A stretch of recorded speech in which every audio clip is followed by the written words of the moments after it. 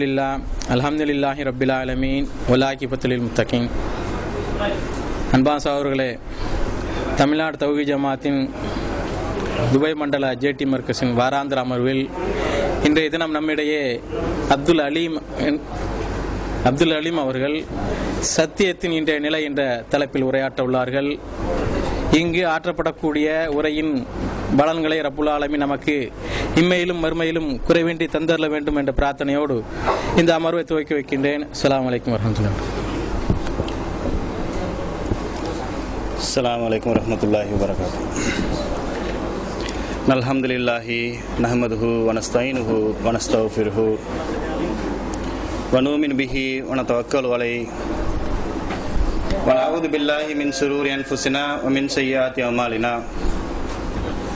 மன் யஹ்திஹில்லாஹு ஃபலா முதில்ல லஹு வ மன் யுத்லில்ஹு ஃபலா ஹாதிய லஹு.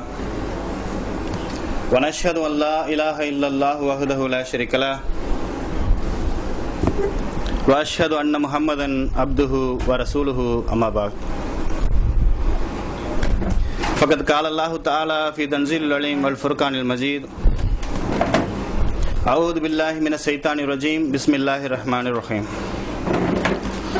யா அய்யுஹன்னாஸ் இத்தகு ரப்பக்கும் அல்லதீ ஹலகக்கும் மின் நஃப்ஸின் வாஹிதா வ ஹலக மின்ஹா ஸௌஜஹா வ பஸ்ஸ மின்ஹுமா ரிஜாலன் கஸீரன் வ நிஸாஅ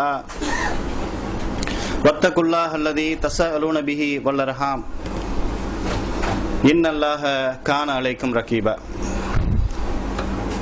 யா அய்யுஹல்லதீன ஆமனூ அகூலு கௌலன் ஸதீதா யுஸ்லிஹ் லக்கும் ஆமாலக்கும் வ யஃபிர் லக்கும் துனூபக்கும் وَمَن يُطِعِ اللَّهَ وَرَسُولَهُ فَقَدْ فَازَ فَوْزًا عَظِيمًا.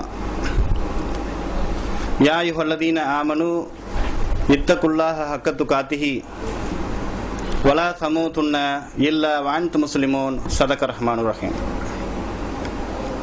கண்ணியத்திற்குரிய எல்லாம் வல்ல அல்லாஹ்வுடைய நல்லடியார்களே, அந்த ஏக இறையோனின் சாந்தியும் சமாதானமும் நம்முடைய உயிரினும் மேலான உத்தம தூதர் முஹம்மது நபி ஸல்லல்லாஹு அலைஹி வஸல்லம் அவர்கள் மீதும் அவர்களுடைய சொல் செயல் அங்கீகாரங்களை அப்படியே பின்பற்றி நடந்த சத்திய சஹாபாக்கள் மீதும்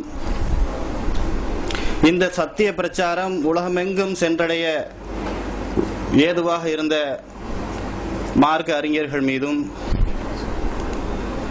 இஸ்லாத்தை ஏற்றுக்கொண்ட நம்மை போன்ற மூமின்கள் மீதும் குறிப்பாக நம் அனைவர் மீதும் நிலவட்டுமாக.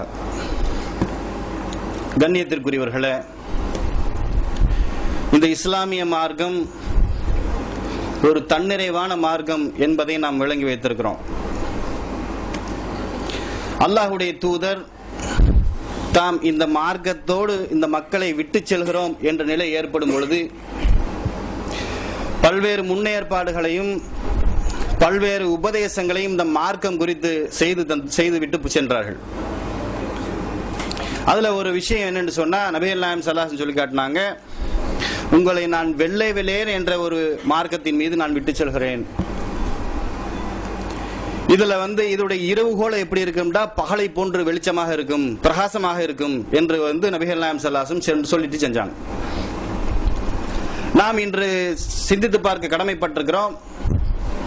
நபிகள் நாயகம் ஸல்லல்லாஹு அலைஹி வஸல்லம் எந்த நிலையில் இந்த மார்க்கத்தை விட்டு சென்றார்களோ அதே நிலையிலேயே இந்த மார்க்கத்தை நாம் பாதுகாத்து வைத்திருக்கிறோமா என்பதை நாம் சிந்தித்து பார்க்க கடமைப்பட்டிருக்கிறோம். அந்த அடிப்படையை விளக்குவதற்காகத்தான் சத்தியத்தின் இன்றைய நிலை என்ற தலைப்பு நாம் தேர்வு செய்து இருக்கிறோம். கண்ணியத்திற்குரியவர்களே, இஸ்லாமிய மார்க்கம் ஆரம்ப காலகட்டத்தில் நீங்க கொஞ்சம் அந்த நிலையை அப்படி அந்த இடத்துக்கு நீங்க போய் சிந்திச்சு பார்த்தீங்க சொன்னா, இஸ்லாம் ஒரு இறுதி நபியை கொண்டு இறுதி வேதத்தை கொண்டு வந்த ஒரு மார்க்கம். இதற்கு பின் வேறு நபிமார்கள் வரமாட்டார்கள் என்று பட்ட வெளிச்சமாக தெரிந்த பிறகு, இதற்கு பிறகு ஒரு வேதத்தை கொண்டு வர முடியாது என்ற நிலை இருக்கும் பொழுது, ஏற்கனவே வேதக்காரர்களாக இருந்தவர்கள் பல்வேறு பிரச்சனைகளை இந்த மார்க்கத்திற்கும் அது ஏற்கனவே அவர்களுக்கு வழங்கப்பட்ட வேதத்திலும் செய்திருந்த ஒரு நிலையில இஸ்லாத்திற்கும் அல்லாஹ்விற்கும் நபிகள் நாயகம் ஸல்லல்லாஹு அலைஹி வஸல்லம் அவர்களுக்கும் ஏற்பட்ட நிர்பந்தம் என்னன்னு சொன்னா, இந்த மார்க்கத்தை கியாமத் நாள் வரைக்கும் சரியாக கொண்டு செல்ல வேண்டும். இஸ்லாமிய மார்க்கத்தை கியாம நாள் வரைக்கும், உலகம் அழியக்கூடிய நாள் வரைக்கும் சரியாக கொண்டு செல்ல வேண்டும். காலத்தால் பொய்யாக்கப்பட்டு விடக்கூடாது, விஞ்ஞான வளர்ச்சிகளால் பொய்யாக்கப்பட்டு விடக்கூடாது, கருத்து முரண்பாடுகள் வந்துவிடக் கூடாது என்பதற்காக அல்லாஹ் பல்வேறு செட்டிங்க இந்த மார்க்கத்துக்காக செய்து வைத்திருக்கிறான். அதனாலதான் நாம இவ்வளவு காலத்துக்கு பிறகு இதுதான் தூய்மையான இஸ்லாம் என்று எடுத்துரைக்க முடிகிறது என்று சொன்னால் அதற்கு காரணம் என்ன? அல்லாஹும் அல்லாஹ்வுடைய தூதரும் ஏற்படுத்திய மிகப்பெரிய செட்டிங், மிகப்பெரிய முன்கூட்டியே இதை தீர்மானித்து இது இப்படித்தான் நிறைவேற்றப்பட வேண்டும் என்பதை தீர்மானித்து விட்டு சென்ற காரணத்தினாலதான் இன்றைக்கும் கூட இஸ்லாத்தை நாம் தெள்ள தெளிவாக எடுத்துக்காட்டி விட முடிகிறது. இஸ்லாத்தில் நுழைந்திருக்கக்கூடிய அனாச்சாரங்களை அழகா பிரித்து எடுத்துக்கொள்ள ஒரு நிலை எப்படி நமக்கு ஏற்பட்டது? 1430 வருஷத்துக்கு பிறகு நம்மால் இன்றைக்கு இஸ்லாத்தை தூய்மையான வழியில் காண முடிகிறது என்று சொன்னால் அதற்கு காரணம் என்ன? நபிகள் நாயகம் ஸல்லல்லாஹு அலைஹி வஸல்லம் வழிமுறைகளும் அல்லாஹ் தன்னுடைய மார்க்கத்தை காப்பாற்ற வேண்டும் என்பதற்காக அல்லாஹ் ஏற்படுத்திய செட்டிங்கை நீங்க பார்க்கலாம். திருமறை குர்ஆன் நம்ம படித்திருக்கிறோம். திருமறை குர்ஆன்ல பல்வேறு செய்திகளை பார்த்திருக்கிறோம். அதுல வெறும் உபதேசங்கள் மட்டுமா இருக்கிறது?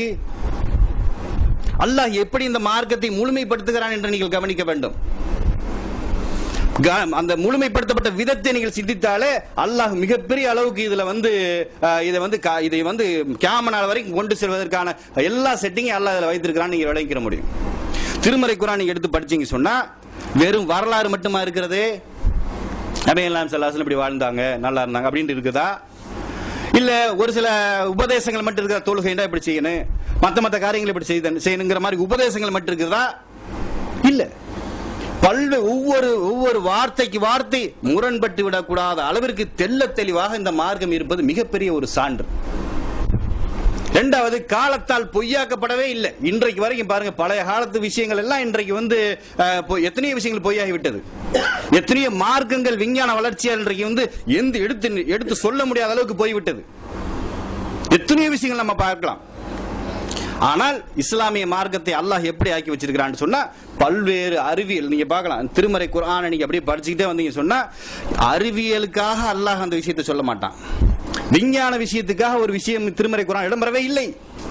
உங்களுக்கு உபதேசம் செய்வதை போன்று அப்படியே மேலோட்டமாக தெளித்து விட்டு செல்லக்கூடிய காட்சியை பார்க்கிறோம். எத்தனையோ விஷயங்கள் திருமறை குர்ஆன்ல இன்றைக்கு விஞ்ஞானத்தால் பொய்யாக்கப்படாத ஒரே வேதம் என்று சொன்னால் திருமறை குர்ஆன் என்ற அளவிற்கு அல்லாஹ் இதற்கு சக்தியை வழங்கி இருக்கிறான்.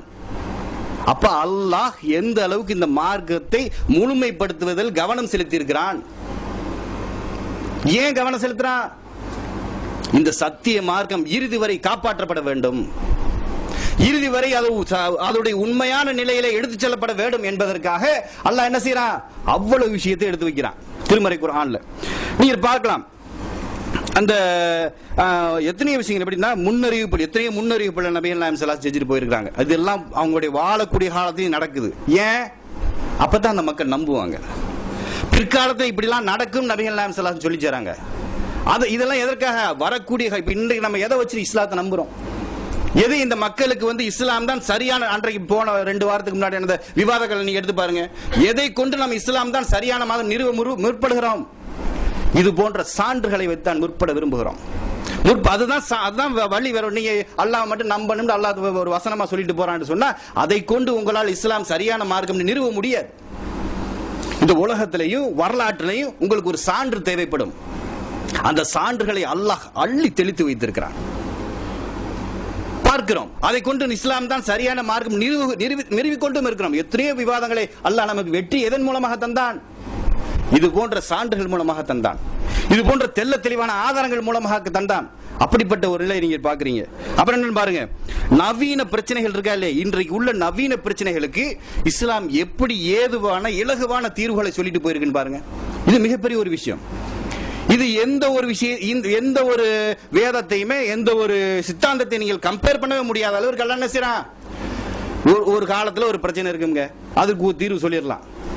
அதுக்கு அடுத்த காலத்துல வேற ஒரு பிரச்சனை வரும், அதுக்கு ஒரு தீர்வு சொல்லணும்.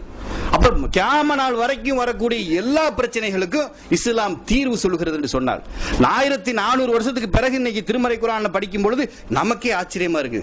இன்றைக்கு நிலைமைக்கு அப்படியே சொன்ன மாதிரி இருக்கிறது.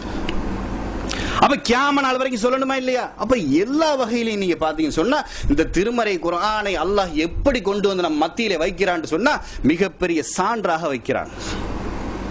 மிகப்பெரிய சான்று, நான் இருக்கிறேன் என்பதற்கான மிகப்பெரிய சான்று, இஸ்லாம் என்னுடைய மார்க்கம் என்பதற்கான மிகப்பெரிய சான்றை என்ன செய்யறான் அல்லாஹ் தெள்ள தெளிவாக நம் மத்தியிலே வைத்து செல்கிறான்.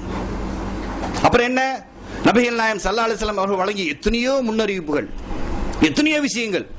இன்றைக்கு அதையெல்லாம் நம்ம ஒரு இஸ்லாத்தை நம்ம பெருமிதப்படுத்திக் கொள்வதற்காக இன்னைக்கு பாக்குறாங்க. அதெல்லாம் எப்படி பாக்குறாங்கன்னு சொன்னா, இஸ்லாம் இப்படி எல்லாம் இருக்குது, இப்பெல்லாம் மார்க்கம், அறிவியல் ஆய்வாளர்கள்லாம் இன்னைக்கு ஆச்சரியப்படுறான். அப்படின்றதெல்லாம் என்ன செய்யறோம், எப்படி நம்ம எடுத்து வைக்கிறோம், பெருமைக்காக எடுத்து வைக்கிறோம். அதை கொண்டு சிந்திப்பதற்காக எடுத்து வைக்கவில்லை. அதை கொண்டு நேர்வழி பெற வேண்டும் என்பதற்காக இந்த சான்றுகளை மக்கள் மத்தியில் எடுத்து வைப்பதில்லை. இஸ்லாம் எப்படிப்பட்ட மார்க்கம் தெரியுமா அப்படிங்கிற இதெல்லாம் பெருமை அடிக்கிற காரியமா? அந்த மாதிரியான நிலைமைக்கு இன்றைக்கு இஸ்லாமும் அதன் சான்றுகளும் சென்று விட்ட நிகழ்ச்சி நீங்க பாக்குறீங்க. ஆனால் அல்லாஹ் தன்னுடைய இஸ்லாமிய மார்க்கத்தை தூய்மைப்படுத்துவதற்காக தெளிவாக இந்த உலக மக்களுக்கு கொண்டு செல்ல வேண்டும் இந்த உபதேசத்தை என்பதற்காக அழகான முறையில, தெளிவான முறையில, எந்த பிசிறும் இல்லாத அளவிற்கு தன்னுடைய மார்க்கத்தை முழுமைப்படுத்தி விட்டு நபிகள் நாயகம் ஸல்லல்லாஹு அலைஹி வஸல்லம் கையில ஒப்படைத்து விட்டு சென்றான். நபி ஸல்லல்லாஹு அலைஹி வஸல்லம் அதை மக்களுக்கு சொல்லும்போது அதைத்தான் நபி ஸல்லல்லாஹு சொல்லி போடுறாங்க, உங்களை நான் எதில் விட்டு செல்கிறேன், வெள்ளை வெளியேறு என்ற ஒரு மார்க்கத்தில் விட்டு செல்கிறேன். வெண்மையான நிலையிலே உங்களை நான் விட்டு செல்கிறேன். இதன் இரவு கூட உங்களுக்கு பகலை போன்றதாக இருக்கும். அந்த அளவுக்கு தெளிவான ஒரு இடத்துல நான் விட்டு செல்கிறேன் அப்படின்னு சொன்னா, அந்த தெளிவு இன்னைக்கு எங்க போய்விட்டது? அந்த தெளிவு இன்றைய சமுதாயத்தில் எங்கே இருக்கிறது? எத்தனையோ சமூக மக்கள் மத்தியில பிரச்சனை எப்படி தெரியுமா இருக்குது? எல்லாம் நீ வேணுங்கிற, நீ கூடாதுங்கிற, இது கூடுங்கிறாங்க, ஒருத்தன் ஜக்காத்து கொடுங்கிறான், ஒருத்தன் கொடுக்காதீங்கிறான், இப்படிங்கிற ஒரு மனநிலை மக்கள் மத்தியில் இருப்பதை பாருங்க. ஏன்னா நம்மளை விட நம்மளுடைய எதிரி பிரச்சாரத்தை முற்போட்டு கொண்டு பண்ணிக்கிறான். கிட்டத்தட்ட ஒரு 10-15 வருஷத்துக்கு முன்னாடியில தொலைக்காட்சியில இஸ்லாமிய நிகழ்ச்சின்னு ஒரு நிகழ்ச்சி இருந்துச்சா? யார் நடத்தினா? யார் இந்த மக்களுக்கு தொலைக்காட்சி மூலமாகவும் இஸ்லாத்தை கொண்டு செல்ல முடியும் என்ற ஒரு சித்தாந்தத்தை உண்டாக்கியது? அதற்கு பிறகு இன்னைக்கு புற்றீசல் போல முளைத்துக் கொண்டு வெளிப்படையாக பிரச்சாரம் செய்கிறார்கள். டிவியில பிரச்சாரம் பண்றாங்க, தர்காவுக்கு போகலாம், பாக்குறோமா இல்லையா? அப்ப இன்றைய சத்திய மார்க்கம் இன்றைக்கு எப்படி இருக்கிறது? நபிகள் நாயகம் ஸல்லல்லாஹு அலைஹி வஸல்லம் தன்னுடைய மார்க்கத்தை எப்படி விட்டு சென்றார்களோ அது போன்று இன்னைக்கு நாம் பாதுகாத்து வைத்திருக்கிறோமா? அது போன்ற இந்த மார்க்கத்தை நாம் வைத்திருக்கிறோமா என்பதற்கான ஒரு சில நபி ஸல்லல்லாஹு அலைஹி வஸல்லம் முன்னறிவிப்புகளை கொண்டு, அல்லாஹ்வுடைய வசனங்களை கொண்டு சில விஷயங்கள் நான் சொல்லி காட்டுகிறேன் இன்ஷா அல்லாஹ். அல்லாஹ் நபிகள் நாயகம் ஸல்லல்லாஹு அலைஹி வஸல்லம் நீங்க எல்லாரும் கேட்ட ஒரு ஹதீஸ் தான். அதை நான் எதுக்கு எடுக்கிறேன்னா, அது முக்கியமான ஒரு ஹதீஸ்ங்கிற அடிப்படையில் எடுத்து வைக்கப்படுகிறது. நபிகள் நாயகம் ஸல்லல்லாஹு அலைஹி வஸல்லம் சொல்லி காட்டுறாங்க, என்னுடைய சமுதாயம் ஒரு காலத்தில் என்ன செய்யும் சொன்னா, தன்னுடைய முன் சென்ற சமுதாயத்துடைய நிலையை ஜானாக மூலமாக பின்பற்றாத வரை உங்களுடைய மறுமை நாள் வராது, இறுதி தீர்ப்பு நாள் ஏற்படாது. அப்ப அந்த சஹாபாக்கள்லாம் கேட்கிறாங்க, யார சொல்லலாம், முந்தைய சமுதாயம் ஒரு சமுதாயத்தை சொல்றீங்களா, அது யாரு? முந்தைய சமுதாயம் ரோமானிய பாரசீகர்கள் சொல்றீங்களா அப்படின்னு ஒரு அறிவிப்பு இடம்பெறுகிறது. நபி ஸல்லல்லாஹு அலைஹி வஸல்லம் ஆமா, வேற யாரும் உங்களுக்கு இருக்கிறா அப்படின்னு கேட்கிறாங்க. இன்னொரு ஹதீஸ் எப்படி இடம்பெறுகிறது சொன்னா, அதே ஒரே ஹதீஸ் 2-3 ராவி வழியாக வருகிறது. இன்னொரு ஹதீஸ் எப்படி இடம்பெறுது சொன்னா, இந்த மாதிரி யூத கிறிஸ்தவர்களா அப்படிங்கிற அடிப்படையில் வருது. அதை நபி ஸல்லல்லாஹு அலைஹி வஸல்லம் ஆமோதிக்கிற மாதிரியான ஒரு செய்தி இடம்பெறுகிறது. இப்ப முதல்ல என்ன விளங்கிறோம்னா, நபி ஸல்லல்லாஹு அலைஹி வஸல்லம் கொண்ட மார்க்கத்திற்கு முன் இருந்த சமுதாயம் எடுத்துக்கொள்ள வேண்டும், அவ்வளவுதான். நபி ஸல்லல்லாஹு அலைஹி வஸல்லம் காலத்தில் அன்னைக்கு குறைஷியரோட முந்தைய சமுதாயத்தை மாதிரி தான் இருந்தாங்க. அப்ப அந்த அடிப்படையில் எடுத்துக்கிட்டு நீங்க பாத்தீங்கன்னு சொன்னா, அவங்களுடைய நடவடிக்கைகளை ஜானாக மூலமாக இந்த சமூகத்தினர் பின்பற்றுவார்கள். அப்படிப்பட்ட ஒரு நிலை ஏற்பட்டுச்சுன்னு சொன்னா, நீங்க மறுமை நாளை எதிர்பாருங்க நபி ஸல்லல்லாஹு சொல்லி காட்டுறாங்க. இந்த விஷயத்தை அப்படியே ஒவ்வொரு அவங்களுடைய நடவடிக்கையோட ஒப்பீடு செய்து நீங்கள் பார்க்க கடமைப்பட்டிருக்கிறோம். சும்மா ஹதீஸை கேட்டு போறதுக்கு இல்ல. இந்த ஹதீஸை எப்படி ஒப்பீடு செய்வது? யூதர்களுடைய மிகப்பெரிய பொருளாதாரம் என்ன தெரியுமா? வட்டிங்கிற ஒரு தொழில் இந்த உலகத்துக்கு அறிமுகப்படுத்தினா அவங்க தான் சொல்ல முடியும். அந்த அளவிற்கு யூதர்கள்டா வட்டி, அவங்களுடைய மிகப்பெரிய பொருளாதாரமே வட்டியின் அடிப்படையிலான பொருளாதாரம் தான். இது மிக முக்கியமான ஒரு அவங்களுடைய வாழ்க்கையுடைய தரம், வாழ்க்கைக்கு தேவையான பொருளாதாரத்தை எங்க இருந்து கொண்டு வரான்னு சொன்னா வட்டியின் அடிப்படையில் தான் கொண்டுட்டு வர்றான். நபிகள் நாயகம் ஸல்லல்லாஹு அலைஹி வஸல்லம் காலத்திலேயே இருந்தாங்கன்னு சொன்னா 1400 வருஷத்துக்கு முன்னாடியே வட்டியை உருவாக்கி மக்கள் மத்தியில வட்டி தொழிலை ஆரம்பிச்சு செஞ்சுக்கிட்டு இருந்தான். அந்த தொழிலை இன்றைக்கு முஸ்லிம்கள் செய்யறானா இல்லையா? இது இது ஒரு ஒப்பீடுக்காக சொல்லி காட்டுறேன். எத்தனையோ பேரு நம்மளை அறியாமையே பேங்க்ல வட்டிக்கு வாங்குறோம். பேங்க்ல போய் பணத்தை போடுறோம், வட்டி உங்களுக்கு தாரான். எத்தனை பேர் அதை அதுல இருந்து விலகி கொள்ள வேண்டும் நினைக்கிறோம். இது ஒரு பெரிய காசா? ஒரு ஏழை கொடுத்துட்டு போவோம். நீ ஏழைக்கு கொடுத்தா நீ ஏழை கொடுத்த தர்மம்ங்கிற கணக்கில் எழுதப்படும். நீ வாங்கின காசுக்கு நீ பதில் சொல்லி அண்மை இல்லையா? அப்ப இதை நம்ம ஒப்பீடு செய்யும் பொழுது இவனுடைய மிக முக்கியமான விஷயம் என்னன்னு சொன்னா வட்டி. இன்றைக்கு முழுசாக, அதாவது மிக குறைந்த மக்களே இன்றைக்கு வட்டியிலிருந்து ஒதுங்கி இருந்த மக்களாக இருப்பாங்க. ஏதாச்சும் ஒரு வாகனம் வாங்குறதா இருக்கட்டும், வாகனங்கள் வாங்குவதாக இருக்கட்டும், வீட்டு மனைகள் வாங்குவதாக இருக்கட்டும், எல்லா விஷயத்திலுமே இன்னைக்கு பாருங்க பேங்க் லோன்ங்கிற பேர்ல எல்லாமே வட்டியை நோக்கி போய் கொண்டிருப்பதை பார்க்கிறோம்.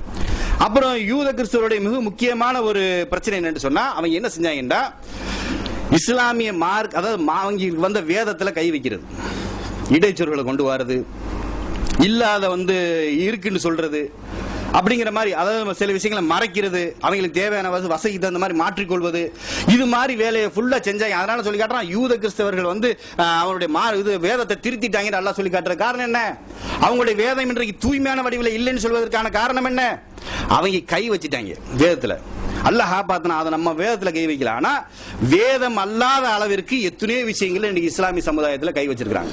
கிதாபுகள் தனியா எழுதி அதை மார்க்கமாக்கி சட்டமாக்கி அவங்க இஷ்டத்துக்கு எதை வேணுமாலும் எழுதி இன்னைக்கு மார்க்க சட்டமாக்கிடலாம். அப்படிங்கிற இன்னைக்கு பாருங்க, ஊருக்கு ஒரு நடைமுறை.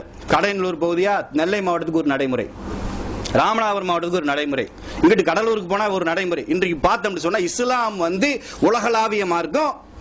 ஒரு தொழுகை என்று சொன்னா உலகத்தில் உள்ள அவ்வளவு பேத்துக்கு ஒரே மாதிரி தான் தொழுகை கடமை. ஒரு 2 ரக்காத் தொழுவதற்கு என்ன முறையோ அதான் அவ்வளவு பேர் உலகம் பூரா பின்பற்றான். திருமணங்கள் இது போன்ற விஷயங்கள் நீங்க பாருங்க, ஊருக்கு ஒரு நடைமுறையா இருக்கு, ஒரு ஏரியாவுக்கு ஒரு நடைமுறை.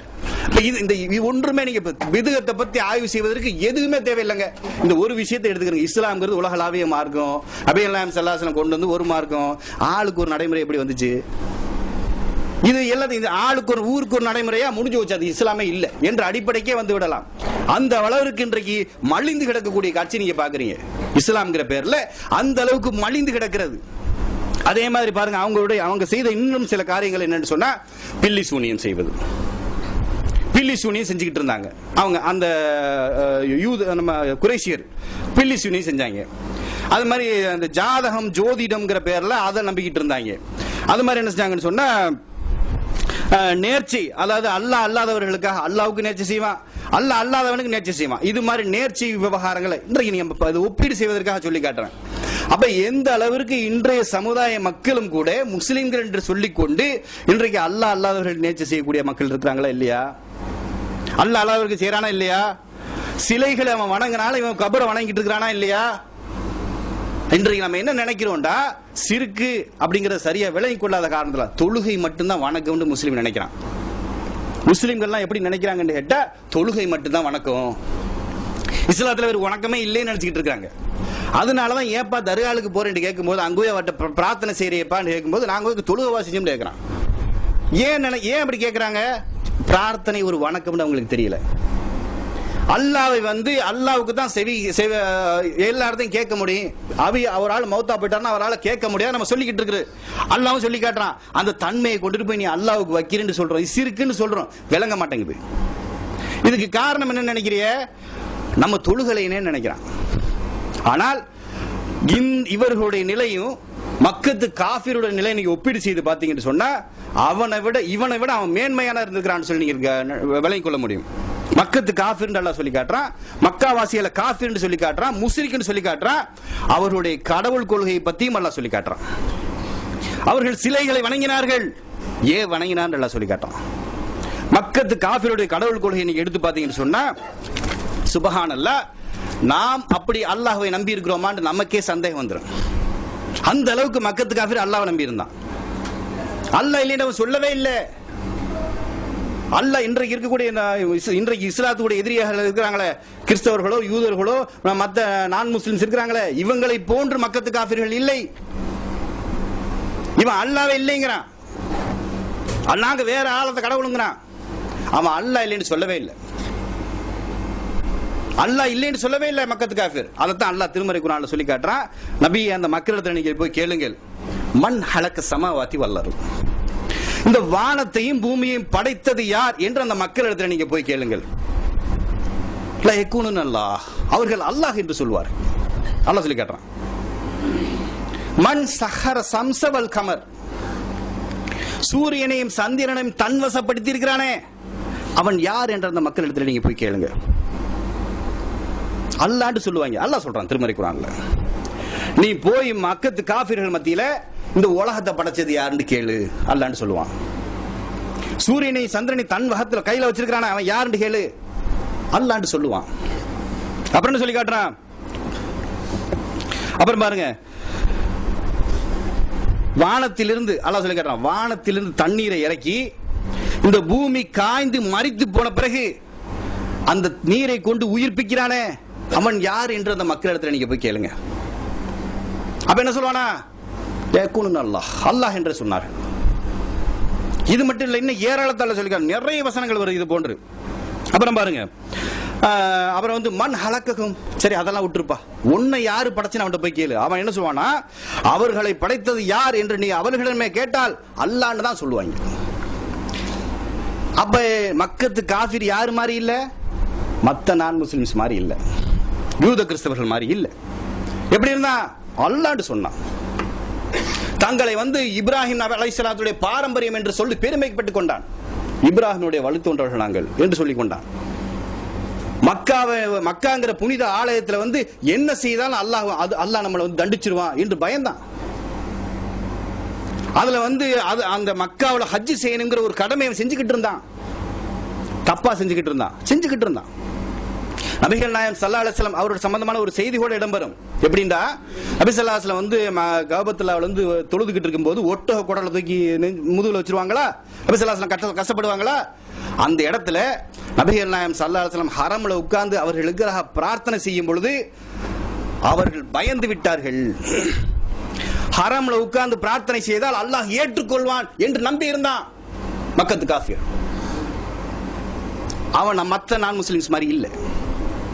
பாருங்க, இன்னும் அல்லாஹ் எப்படி எல்லாம் கேட்க சொல்றான். இந்த பூமி இருக்க, இந்த பூமியும் இதில் உள்ளவை இருக்கு, இதுல உள்ள அனைத்தும் யாருக்கு சொந்தம்னு கேளு. எப்படி கேட்க சொல்றான் நபிகள் நாயகம் ஸல்லல்லாஹு அலைஹி வஸல்லம். அல்லாஹ் சொல்லி காட்டுறான். இது நம்மளா சொல்லல, நபிகள் நாயகம் ஹதீஸ் கூட கிடையாது, திருமறை குர்ஆன்ல உள்ள வசனம். திருமறை குர்ஆன்ல அல்லாஹ் சொல்லி காட்டுறான். என்ன சொல்லி காட்டுறான், இந்த பூமியும் இந்த பூமியில உள்ள அனைத்து பொருட்களும் இருக்க இது யாருக்கு சொந்தம்னு போய் அவன் கேளு. அப்புறம் என்ன கேட்க சொல்றான், 7 வானங்களுக்கு இறைவனும் மகத்தான அர்சுக்கு இறைவனும் யார் என்று அவனிடத்துல கேளு. நம்மால சொல்லிருக்கான், தூம்புளை அல்லாஹ் தூம்புளை இருப்பான் துரும்புளை இருப்பான்னு சொல்லிட்டு இருக்கான். அவன் எப்படி நம்பி இருந்தான், அல்லாஹ் அரிசில இருக்கான் நம்பி இருந்தான். மகத்தான அரிசுக்கு சொந்தக்காரன் யார் அந்த மக்கள் நீங்க போய் கேளுங்க அப்படின்னு சொல்லி காட்டுறான். அப்புறம் பாருங்க, யார் எல்லாவற்றையும் பாதுகாப்பானோ, எல்லாவற்றையும் பாதுகாப்பதற்கு யார் தகுதியானவனோ, அதே மாதிரி அவனுக்கு எதிராக யாரும் எதையும் பாதுகாக்க முடியாதே அவன் யார் என்ற அந்த மக்களிடத்துல போய் கேளு. இப்படி நம்ம நம்பி இருக்கோமா? இது மாதிரியான ஒரு இலக்கணத்தின் அடிப்படையில் இஸ்லாத்தை அல்லாஹ் நம்ம நம்பி இருக்கிறோமா? மக்கத்து காஃபிர் நம்பி இருந்தான். அப்புறம் சொல்லி காட்டுறான் பாருங்க, எல்லா பொருட்களின் ஆட்சி அதிகாரம் யாரிடத்தில் இருக்குது என்று அந்த மக்களிடத்தில் நீங்கள் கேளுங்கள். அல்லாஹ், அல்லாஹ் என்றே அவர்கள் சொல்லுவார். அல்லாஹ் சொன்னா அவனை ஏன் அல்லாஹ் காஃபிர் என்று சொல்றான், அவன் ஏன் முஸ்ரிக்னு சொல்றான்? இதற்காகத்தான் இஸ்லாமிய அந்த நம்பிக்கை ஈமான்ங்கிற ஒரு வாசகம் இருக்கு, லா இலாஹ இல்லல்லாஹ் முஹம்மது ரசூலுல்லாஹ். அந்த வாசகத்தை கூட அல்லாஹ் நெகட்டிவ்ல வச்சிருப்பான். சில பல இடங்கள்ல பேசியிருப்பாங்க, அல்லாஹ்வை தவிர வேறு கடவுளே இல்லைன்னு சொல்லுவான். ஏன் தெரியுமா? அவன் அல்லாஹ்வை ஏற்றுக்கொண்டிருந்தான், அல்லாஹ் மட்டும்தான் என்று ஏற்றுக்கொள்ளவில்லை. அவன் செஞ்ச தவறு என்ன நினைக்கிறிய? அல்லாஹ் மட்டும் தான் ஏற்றுக்கொள்ளவில்லை, அல்லாஹ்வை ஏற்றுக்கொண்டுதான் இருந்தான். அல்லாஹ் தான் நம்மளை படைச்சான் நம்பிக்கை தான் இருந்தான். இவ்வளவு விஷயத்தை அல்லாஹ்வை கேட்டு அதற்கு பதிலும் அல்லாஹ்வை திருமறை குர்ஆன்ல சொல்லி காட்டுறான். அவன் அல்லாஹ் என்று சொல்லுவான். இன்றைய மக்கத்து காஃபிருடைய நிலைக்கு, இந்த மக்கத்து காஃபிருடைய நிலைக்கு, இன்றைக்கு மூமின்களுடைய நிலைக்கு நீங்கள் ஒப்பீடு செய்து பாருங்கள். இந்த அளவுக்கு இஸ்லாம் அல்லாஹ்வை நம்பக்கூடிய மக்களாக வாச்சு இந்த மக்கள் இருக்கிறாங்களா? இல்ல. கண்கூடாக தெரிகிறது, இஸ்லாத்தை சரியான முறையில் விளங்கிக் கொள்ளாத மக்களாக இருக்கிறார்கள். அப்புறம் பாருங்க, அதுக்கப்புறம் அல்லாஹ் சொல்லி காட்டுறான், 10:31 இன்னும் சில விஷயங்களை சொல்லி காட்டுறேன். எப்படி? உங்களுக்கு வானத்திலிருந்தும் பூமியிலிருந்தும் உணவளிப்பவன் யார்? வானத்திலிருந்து பூமியிலிருந்து உங்களுக்கு உணவளிக்கக்கூடியவன் யார் என்ற மக்கள்கிட்ட கேளுங்க. உங்கள் செவிப்புலன் மீதும் பார்வை புலன் மீதும் சக்தியுடையவன் யார்? எந்த அளவுக்கு நம்பி இருக்கிறான்னு பாருங்க. இப்படி எல்லாம் அல்லாஹ் இந்த வார்த்தையை பயன்படுத்துறான். உங்களுடைய செவிப்புலன் மீதும் பார்வை புலன் மீதும் சக்தி இருக்கு, சக்தி ஒன்று இருக்கிறானே அவன் யாருன்னு போய் கேளு. அதுபோல சொல்லி காட்டுறான் பாருங்க. இறந்தவற்றிலிருந்து உயிருள்ளவற்றையும் உயிருள்ளவற்றிலிருந்து இறந்தவற்றையும் வெளிப்படுத்துவானே அவன் யார்? என்னத மக்கள்கிட்ட கேளு. அப்புறம் கடைசியா கேட்கிறான், அகிலங்கள் அனைத்து காரியங்களையும் திட்டமிட்டு செயல்படுத்துறான். இந்த பூமி, சந்திரன், சூரியன் அவ்வளவு என்ன செய்யறான்? திட்டமிட்டு செயல்படுத்தி கொண்டிருக்கிறானே அவன் யார் என்று கேளுங்க. அல்லாண்டு தான் சொல்லுவான் அல்லாஹ் சொல்லி காட்டுறான். அப்ப நாம் விளங்கிக் கொள்ள வேண்டும், அல்லாஹ்வை இந்த மக்கள் சரியாக கூட நம்பவில்லை. மக்கத்து காஃபிர் நம்புற அளவு கூட அல்லாஹ்வை நம்ம மக்கள் நம்பல. அப்ப எதற்கு எப்படி நீங்க சத்திய இஸ்லாத்தை எங்க இருந்து பாப்பீங்க? நீங்க சத்திய இஸ்லாம் எங்க இருக்கிறது? இங்க இந்த சத்திய இஸ்லாம் எங்க போய்விட்டது? அதற்கு காரணத்தையும் சொல்லி காட்டுறாங்க. எதுக்கு காரணம்? இவ்வளவுலாம் அவன் அல்லாஹ்வை நம்பி இருந்தாலும் அவனை நாம் ஏன் காஃபிர் என்று சொல்கிறோம், அவனை ஏன் முஸ்ரிக் என்று சொல்றோம் என்று அல்லாஹ் சொல்லி காட்டுறான். எப்படி அல்லாஹ் சொல்லி காட்டுறான்?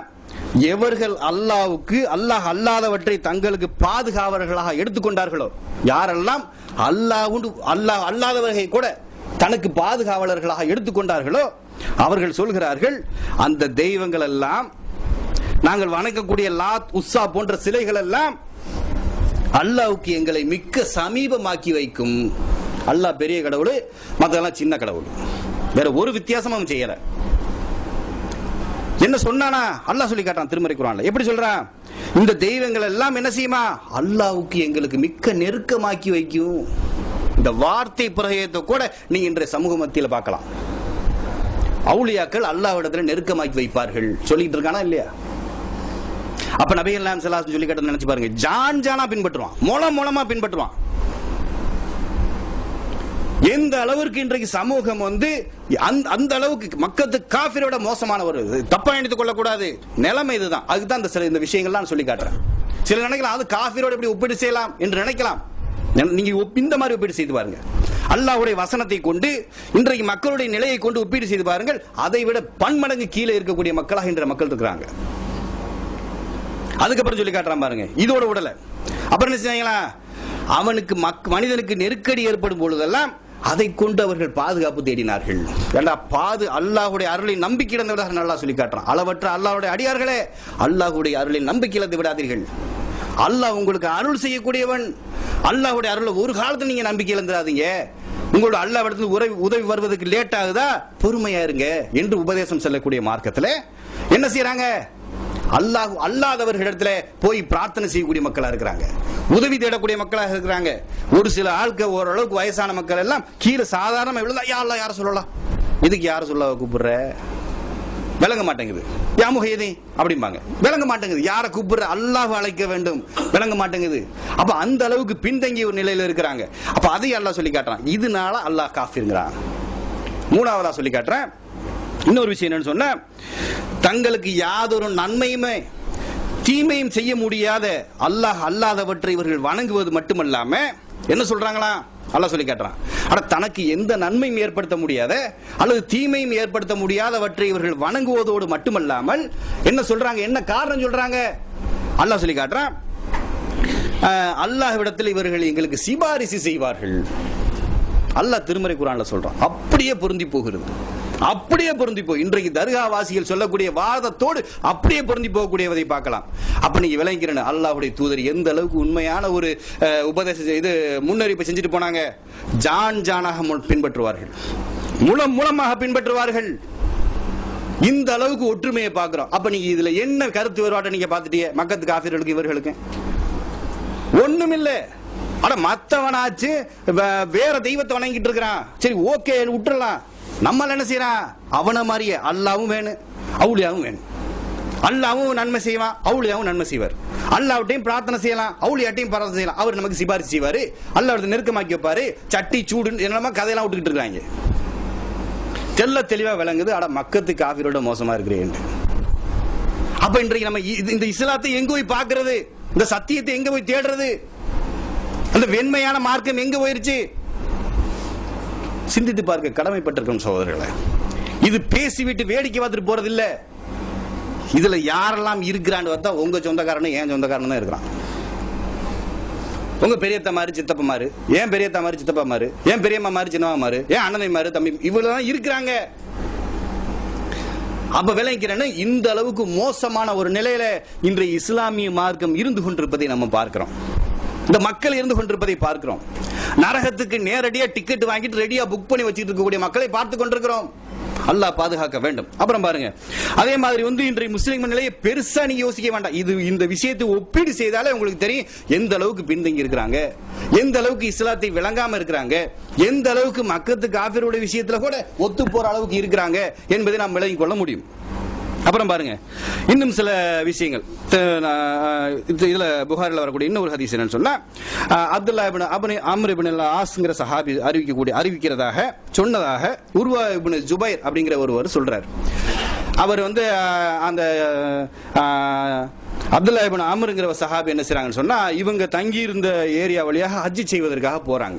அப்ப அந்த இடத்துல தங்கும் போது, அவங்க போற இடத்துல அந்த தங்கி இருக்கும்போது ஒரு உபதேசத்தை செய்யறாங்க. என்ன செய்றாங்கன்னா, நபிகள் நாயகம் ஸல்லல்லாஹு அலைஹி வஸல்லம் சொன்னார்கள், அல்லாஹ் உங்களை கல்வியை வழங்கிய பிறகு, உங்களுக்கு கல்வியை தந்துட்டான். அல்லாஹ் உங்களுக்கு கல்வியை தந்த பிறகு அந்த கல்வியை ஒரேடியாக உங்களிடத்திலிருந்து பறித்துக் கொள்ள மாட்டான். எப்படி முன்னறிவிப்பு செய்றாங்க நபி ஸல்லல்லாஹு அலைஹி வஸல்லம்? அல்லாஹ் உங்களுக்கு கல்வி அறிவை தந்துட்டான். முதல்ல அந்த கல்வியை தந்த கல்வியை ஒரேதா புடிங்கிற மாட்டான் அல்லாஹ். அப்ப எப்படி உங்களிடத்துல பறித்துக் கொள்வான்? கல்வியாளர்களை கல்வியோடு நாம் கைப்பற்றிக் கொள்ளும் பொழுது, கல்வியாளர் இப்ப படிச்ச ஒருத்தர் இஸ்லாத்தை படிச்சா இன்னைக்கு உள்ள இன்ஜினியர் படிப்பு இல்ல, அல்லாஹ்வுடைய மார்க்கத்தை விளங்கி வச்சிருக்கக்கூடியவர்கள், அவர்கள் என்ன செய்வான்னு சொன்னா அவருடைய கல்வியோடு அல்லாஹ் பறித்துக் கொள்வான். பறித்துக் கொள்வதன் மூலமாக சன்னம் சன்னமாக உங்களிடத்துல இருந்து என்ன செய்வான்? அல்லாஹ் கல்வியை பறித்துக் கொள்வான். பின் எஞ்சி இருப்பார் மூடர்கள் மிஞ்சி இருப்பார்கள். கல்வியாளர்கள் யாருமே இல்லைன்னு சொன்னா, யாரெல்லாம் விளங்க, யாரெல்லாம் அரையும் குறையமா இருக்கானா அவன் கல்வியாளனா காட்டிக்கிறானா இல்லையா, நான் நம்ம பெரிய ஆளு அப்படின்னு சொல்லிக்கிறான். அது மாதிரி மூடர்கள் மிஞ்சி இருப்பார்கள்.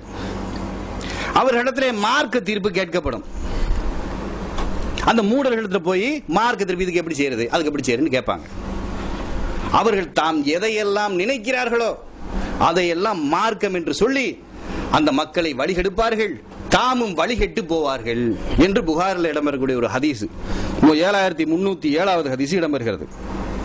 அந்த அறிவினர்கள் எஞ்சியிருப்பார்கள். அவர்களிடத்தில் கோரப்படும் மார்க்க தீர்ப்பு கோரப்படும். அவர்கள் தாம் எதையெல்லாம் நினைக்கிறார்களோ அதையெல்லாம் மார்க்க தீர்ப்பா மக்களுக்கு சொல்லுவாங்க. சொன்னது மட்டும் இல்ல, அதோட மக்களையும் வழிகெடுப்பாங்க, தானும் வழிகெட்டு போயிருவாங்க. நபி ஸல்லல்லாஹு அலைஹி வஸல்லம் சொல்லி காட்டுறாங்க. இன்றைக்கு இருக்கக்கூடிய இமாம்களுடைய நிலையை நீங்க நினைச்சு பாருங்க, சிந்தித்து பாருங்க. எத்தனை இமாம்களோட நாம விவாதம் பண்ணி பார்த்திருக்கிறோம். தர்காவுக்கு போக கூடாதுன்னு குர்ஆன்ல இருக்குன்னு கேட்கிறான். அவருக்கு என்ன பதில் சொல்லுவீங்க நீங்க? அப்ப இன்னொரு கேட்டா, ஏன்பா தர்காவுக்கு போகலாம்னு குர்ஆன்ல எங்க இருக்கு?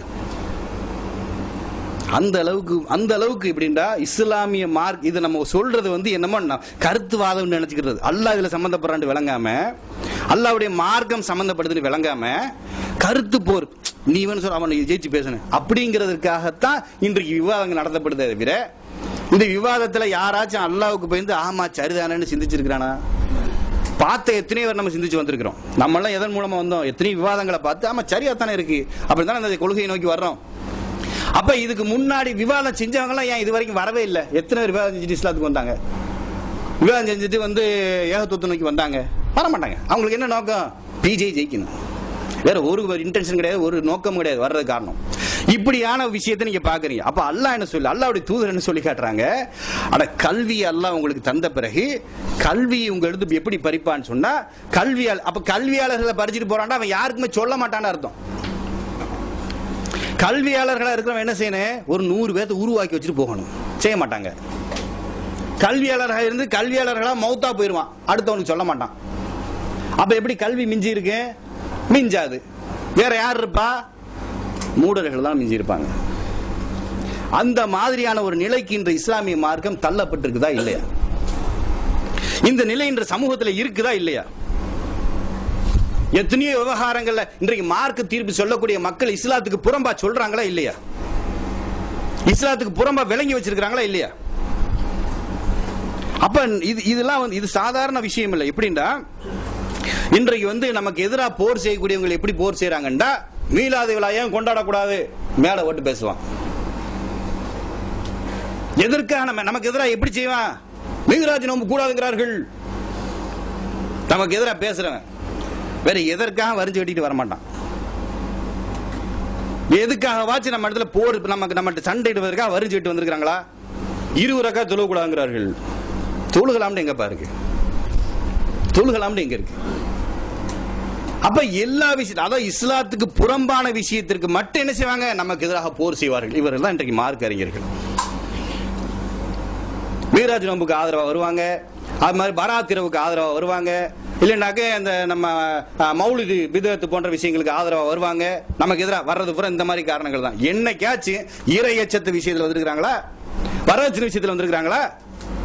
எத்தனையோ விஷயங்கள் தர்கா விஷயத்தில் வந்திருக்கிறாங்க. ஒண்ணு எதெல்லாம் இஸ்லாத்துக்கு புறம்பா இருக்கோ அதை கொடி பிடிச்சிக்கிட்டு அதை தர்காவுக்கு கொடி பிடிக்கிறது, அது கொடி ஏற்றுறது, கந்தூரி நடத்துறது, இது மாதிரி விவகாரத்துக்கு தான் நம்மள சண்டைக்கு வராங்களே தவிர இறையச்சம் சம்பந்தப்பட்ட நபிகள் நாயகம் ஸல்லல்லாஹு அலைஹி வஸல்லம் வரலாறு வாழ்க்கை சம்பந்தப்பட்ட எத்தனையோ குளறுபடிகள் இன்றைய சமூகத்தில் இருக்குது. எத்தனையோ ஒரு அனாவசியமா விமர்சனம் செய்யறான். அதுக்கெல்லாம் யாராச்சும் குரல் கொடுத்தாங்களா? யாராச்சும் வந்திருக்கிறாங்களா? முன்னாடி வரமாட்டாங்க. நோக்கம் தேவையில்லையா அவங்களுக்கு? அவங்களுக்கு தேவை பொழப்பு நடக்கணும், ப்ராப்பரா அப்படி ஓடிட்டே இருக்கு. மாசம் 5000 சம்பளம் இருந்தாலும் கிம்பளம் ஒரு 50,000 வரணும், ஓடிக்கிட்டே இருக்கலாம், பெரிய பெரிய ஊரை பார்த்து செட்டில் ஆயிடலாம். இப்படித்தான் அவங்களுடைய நோக்கம் இருக்குதே தவிர இஸ்லாமிய மார்க்கத்தை மக்களுக்கு எடுத்து சொல்ல வேண்டும்ங்கிற நோக்கமே இல்லை. சரி, இப்படி எல்லாம் சொல்லி தராங்களா? ஒரு குரூப் வேலை செய்யறாங்க, இப்படிங்கிறாங்க. இதுக்கெல்லாம் என்ன விளக்கம் சொல்ற, என்ன அலின்சா சொல்றீங்க போய் கேட்டு பாருங்க. அவரெல்லாம் குழப்பம் செய்யறாங்க. ஒரு வார்த்தை சொல்லுவார், அதெல்லாம் முனாஃபிக்குகள். அவரெல்லாம் சுவிஸ் பேங்க்ல அக்கௌண்ட் இருக்கு, எல்லாம் அமெரிக்காரன் பணம் கொடுத்துட்டு இருக்கான். இவர் போய் பார்த்தாரு எல்லாத்தையும். இது மாதிரியான விமர்சனங்கள். ஆனா அல்லாஹ்வுடைய மார்க்க விவகாரம் இது. மார்க்க விவகாரத்தை போட்டு எப்படி பேசுறாங்க? அவங்க அப்படியே நெளிஞ்சு ஒளிஞ்சு அப்படியே மக்களை மடமையிலே வைக்கணும். இந்த சன் டிவி காரன் மாதிரி நம்ம அரசியல்வாதி செய்வான். உலகத்துல என்ன நடக்குன்னு அவங்க நியூஸ்ல காட்ட மாட்டான். ஒரே அரசியல் பேச்சு தான் பேசிக்கிட்டு இருப்பான். இது மாதிரி உலகமே அப்ப மக்கள் விளங்கிடுவான் பாரு. மர்க்க விளங்கிட்டா என்ன செய்வான்? அவங்க அடுத்த தடவை ஆட்சிக்கு வைக்க மாட்டான். இதுக்காகவே சில விஷயங்கள் மறைக்கணும், மூர்க்கத்தனமான வேலைகளை செஞ்சுக்கிட்டு இருப்பான். இது மாதிரியான வேலை இன்றைக்கு மார்க்க அறிஞர்கள் செஞ்சுக்கிட்டு இருக்கிற. அல்லாஹ்வுடைய மார்க்கம் மிக தெளிவானது. திருமறை குர்ஆனை படிக்கிறீங்க, அதுலதான் அல்லாஹ் இவ்வளவு விஷயத்தை சொல்லி காட்டுறான். உங்களுக்கு விளங்க மாட்டேங்குது. அப்ப அல்லாஹ் என்ன சொல்லி காட்டுறான்? மூடர்கள் தான் இருப்பார்கள். அப்படி அல்லாஹ்வுடைய தூர் சொல்லி காட்டுறாங்க. மூடர்கள் இஞ்சிதான் இருப்பாங்க. அப்ப இது மிகைப்படுத்த நினைச்ச கூடாது. அடுத்த அதாவது இமாம்களை தப்பா பேசுறாங்க, இப்படித்தான் பிரச்சனையே பண்ணுவாங்க. இமாம்களை தப்பா பேசுறாங்க, நோக்கம் அது நமக்கு இல்ல. ஏன் இஸ்லாத்தை சொல்லல? அதான் நோக்கம். சொல்லி இருந்தா இவ்வளவு நமக்கு கஷ்டப்பட தேவையில்லையப்பா, இவ்வளவு அடி வாங்க தேவையில்லை, இவ்வளவு பிரச்சனை சந்திக்க தேவையில்லையே. அப்ப இது மாதிரியான விஷயங்களை நம்ம பார்க்கிறோம். இன்றைக்கு மார்க்க அறிஞருடைய நிலை எப்படி இருக்கிறது? ரெண்டாவது பாருங்க, நபிகள் நாயகம் ஸல்லல்லாஹு அலைஹி வஸல்லம் இது சம்பந்தமா எப்படி எச்சரிக்கை செய்றாங்கண்டா, நமது அல்லாஹ்வுடைய தூதராகிய நமது கட்டளை இல்லாத, நம்மளுடைய வழிகாட்டுதல் இல்லாத எந்த ஒரு செயலையும் அல்லாஹ் ஏற்றுக்கொள்ள மாட்டார். அவ்வளவு என்ன செய்யப்படும்? ரத்து செய்யப்படும் என்று சொல்ல காட்டுறாங்க நபி ஸல்லல்லாஹு அலைஹி வஸல்லம். அப்ப நீ என்ன நன்மைங்கிற பேர்ல செஞ்சாலும் அது நன்மையா வராது. விளங்கிருச்சு. இதுக்கு மேல பெருசா ஆதாரம் வளவலன்னு பேசலாம். பெரிய தனித்தனி தலைப்புகள். நான் ஜஸ்ட் இந்த தலைப்புக்கு உட்பட்டுங்கிறக்கா சில விஷயங்கள் அப்படியே எடுத்துக்கிட்டு போயிட்டே இருக்கிறேன். அப்ப என்ன பாருங்க, அல்லாஹ் சொல்லி காட்டுறான், உங்கள் இறைவன் எதை உங்களுக்கு அருளினான் என்று அவரிடத்துல கேட்டா, எங்களுடைய முன்னோர்கள் செஞ்சுட்டு போனா அதான் அருளினான்னு சொல்றாங்க. அப்படி சொல்லி இருக்காங்க அவங்க.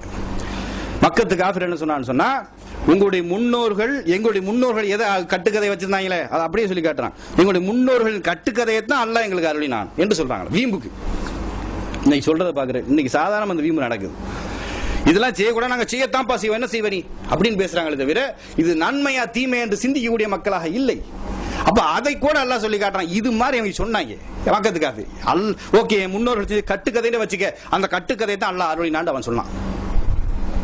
அதை அல்லாஹ் சொல்லி காட்டுறான். அது சொல்லிட்டு கியாமத் நாள்ல இவங்க என்ன செய்வாங்கடா, கியாமத் நாள்ல முழுமையாக தமது சுமைகளை சுமப்பதோடு மட்டுமல்லாம தாம் யார் யாரையெல்லாம் இதை கொண்டு வழிகெடுத்தார்களோ அவர்களுடைய சுமையை சேர்த்து சுமப்பார்கள் என்று சொல்லி காட்டுறான். நபிகள் நாயகம் ஸல்லல்லாஹு அலைஹி வஸல்லம் இதுக்கு விளக்கம் சொல்லும் போது, இந்த வசனத்துக்கு விளக்கம் சொல்லும் பொழுது, உலகத்திலே முதல்ல அநியாயமாக ஒரு உயிர் கொலை செய்யப்பட்டது என்று சொன்னால் ஆதம் அலைஹிஸ்ஸலாத்துடைய 2 மகன்கள்ல ஒரு மகன் தெரியும் உங்களுக்கு. அது ஏதோ அந்த குர்பானி கொடுக்கறதுல பிரச்சனை வந்து ஒரு அடிச்சிருவாரு, இன்னொரு இறந்துருவார். அப்ப நபி ஸல்லல்லாஹு அலைஹி சொல்லி காட்டுறாங்க, உலகத்துல எத்தனை அநியாயமான உயிர்கள் கொலை செய்யப்படுகிறதோ அந்த கொலைகளுக்கெல்லாம் பாவத்துல ஒரு பங்கு ஆதமுடைய மகனுக்கு இருக்கிறது. நினைத்து பார்க்க வேண்டும். ஒரு விஷயத்தை இந்த உலகத்துல சொல்லிட்டு போறீங்க, அதை நம்புறான், அதை கேட்கிறான், அதை கொண்டு அமல் செய்யறான், அதை கொண்டு அல்லாஹ்விடத்துல மிகப்பெரிய பின்னடைவை சந்திக்கிறான்னு சொன்னா, அதோடு மட்டுமில்லாமல் அவன் யாரெல்லாம் இவனை கொண்டு எத்தனை பேரை கெடுத்தாங்களோ அவ்வளவு பேருடைய பிரச்சனை யார் சந்திப்பா? இன்றைய மார்க்க அறிஞர்களுக்கு சந்திக்க வேண்டிய நிலை இருக்கிறது. அப்ப இது அல்லாஹ் திருமறை குர்ஆன்ல தான் சொல்றான். வேற எங்க இருந்து நம்ம பேசலையே. குர்ஆன் இல்லைன்னா எடுத்து பாரு, இல்லைன்னா சட்டையை பிடிச்சு கேளுப்பா. இப்படிதான் பேசிக்கிட்டு இருக்கிறோம். அப்ப திருமறை குர்ஆன்ல இருக்குது ஏன் உங்களுக்கு விளங்க மாட்டேங்குது? ஏன் விளங்கல? இஸ்லாத்தை தெரிந்து கொள்ள வேண்டும்ங்கிறதுக்காக அவர்கள் படிக்கல, புலப்பு நடத்துறதுக்காக படிக்கிற காரணத்துல என்ன செய்ய முடியல? விளங்கி கொள்ள முடியாது. அல்லாஹ் சொல்லி காட்டான், தான் நாடியோருக்கு தான் அல்லாஹ் நேர்வழி. நீ நாடவே இல்லை, அல்லாவே நாடல. ஏன் நாடல? அவன் விரும்பவே இல்லை. அல்லாஹ் என்ன எண்ணங்களை போன்றதானப்பா உங்களுக்கு, எண்ணத்தை போன்றதான உங்களுக்கு கூலி. அல்லாஹ் நீ உள்ளத்துல உனக்கு இஸ்லாத்தை அல்லாஹ் தாண்டி நீ கேட்டா தானப்பா உனக்கு தருவான். நீ அதை கேட்கவே இல்லை. இந்த மாதிரியான ஒரு கேவலமான ஒரு நிலைமையில இந்த இஸ்லாமிய மார்க்கம் இருந்து கொண்டிருக்கிறது. அப்பதான் அதுக்கு தான் கேட்கிறோம், சத்தியத்தோட இன்றைக்கு நிலை பார்த்துக்கிறது எப்படி இருக்கு? அல்லாஹ்வுடைய மார்க்கம் புனிதமான இந்த மார்க்கம் இன்றைக்கு நிலை எப்படி இருக்கிறது? மிக படுமோசமான ஒரு நிலை. அல்லாஹ் பாதுகாக்க வேண்டும். அப்புறம் பாருங்க, இது வந்து அப்புறம் சொல்லி காட்டுறான், அவர்கள் கவனத்துல கொள்க எப்படின்னா, இந்த விஷயம் சுமக்கிறாங்களே, இந்த சுமை என்பது மிக கெட்ட ஒரு சுமை. அல்லாஹ் இடத்துல என்ன செய்ய முடியாது, இதுக்கு அவன் பதிலே சொல்ல முடியாது. அந்த அளவுக்கு கடுமையான ஒரு வார்த்தை அல்லாஹ் பயன்படுத்துறான். கெட்ட சுமையை அவர் சுமத்து கொண்டிருக்கிறார்கள் என்று சொல்லி காட்டுறான். அப்புறம் பாருங்க, இது மாதிரியே பண்ண பல்வேறு மார்க்கத்தின் அடிப்படையில் இன்னைக்கு ஆளுக்கு என்னத்தை இப்ப யாரெல்லாம் மார்க்க அறிஞர்ங்கிற பேர்ல புறப்பட்டாங்கன்ற அளவுக்கு நான் ஆகி போச்சு. எதையெல்லாம் சஹாபாக்களை பின்பற்றான்னு ஒரு குரூப், ஜகாத்து கொடுக்கலான்னு ஒரு குரூப், கொடுக்காதுன்னு ஒரு குரூப், தர்காண்டு ஒரு குரூப், தர்கா மானுண்டு ஒரு குரூப், எத்தனை பிரிவு இன்னைக்கு ஆகி போச்சு. ஒற்றுமைன்னு ஒரு குரூப் ஆரம்பிச்சிட்டாங்க, இங்க ஒற்றுமைங்கிற குரூப் தனியா போயிட்டான். இப்படி எல்லாம் பல்வேறு குழுக்கள் இருக்குது. அப்ப இந்த மக்களை இந்த மாதிரியான ஒரு நிலையை அல்லாஹ் திருமறை குர்ஆன்ல சொல்லி காட்டுறான். அந்த மக்கள் வந்து இஸ்லாத்தை ஏற்றுக்கொள்ளாம அல்லாஹ்வுக்கு எதிராக இணை வச்சாங்களா இல்லையா? எத்தனையோ உபதேசங்களை சொல்லி காட்டினா இணை வச்சாங்க. அல்லாஹ் அதற்காக ஒரு வசனத்தை இறக்குறான்.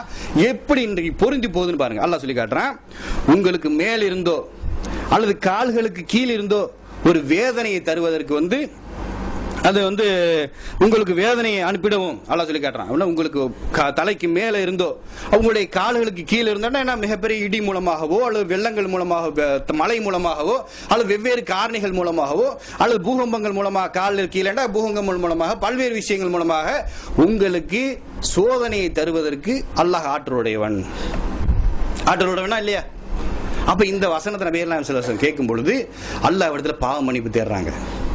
யா அல்லாஹ், தலைக்கு மேல் இருந்து ஒரு வேதனை எங்களுக்கு தந்துட்டேன்னு சொன்னா அதுல நாங்கள் பாதுகாப்பு தேடுறோம். கால்களுக்கு கீழே இருந்து எங்களுக்கு ஒரு வேதனை தந்து விட்டான்னு சொன்னா எங்களால தாங்க இயலாது, நான் அதுல இருந்து உங்க இடத்துல பாதுகாப்பு தேடுகிறோம். மூணாவதாக அல்லாஹ் சொல்லி காட்டுறான். எப்படி சொல்லி காட்டுறான்? உங்களை பல பிரிவினர்களாக பிரித்து அதில் ஒருவர் தரக்கூடிய சோதனையை இன்னொருவர்கள் சுவைக்க செய்யக்கூடிய அளவிற்கு அல்லாஹ் ஆற்றலுடையவன். எப்படியா? உங்களை பல கூறா பிரிச்சு அதுல ஒரு குரூப் இன்னொரு குரூப்புக்கு இடைஞ்சல் தருவான். அதை சுவைக்க செய்யறதுக்கு அல்லாஹ் ஆற்றலுடையவன். இன்றைக்கு பார்த்துக்கிட்டு இருக்கிறோம். இந்த சத்திய இஸ்லாத்தை இந்த மக்கள் மத்தியில் எடுத்துச் சொல்வதற்காக நாம் சந்திக்கக்கூடிய பிரச்சனைகள் என்னென்ன? ஏன் இந்த மக்கள் விலகிக் கொள்ள மாட்டேங்கிறாங்க? அந்த அளவுக்கு மோசமான அல்லாஹ் சொல்லி காட்டுறான். அல்லாஹ் அந்த மக்களுக்கு சொன்னது இன்றைக்கு பொருந்தி போகக்கூடிய அளவுக்கு பல்வேறு குழுக்கள் இஸ்லாம்ங்கிற பேர்ல ஆளுக்கு ஒரு கொள்கை. யாரெல்லாம் முளைக்கிறானோ அவனுக்கு குர்ஆன் மட்டும் போதுன்னு ஒரு குரூப், 19 எல்லாம் இருக்குன்னு ஒரு குரூப், சியாண்டு ஒரு குரூப், அவன் ஒரு குரூப், இவன் குரூப், அவ்வளவு முஸ்லீம்ங்கிற பேர்ல, இஸ்லாத்தின் பேர்ல.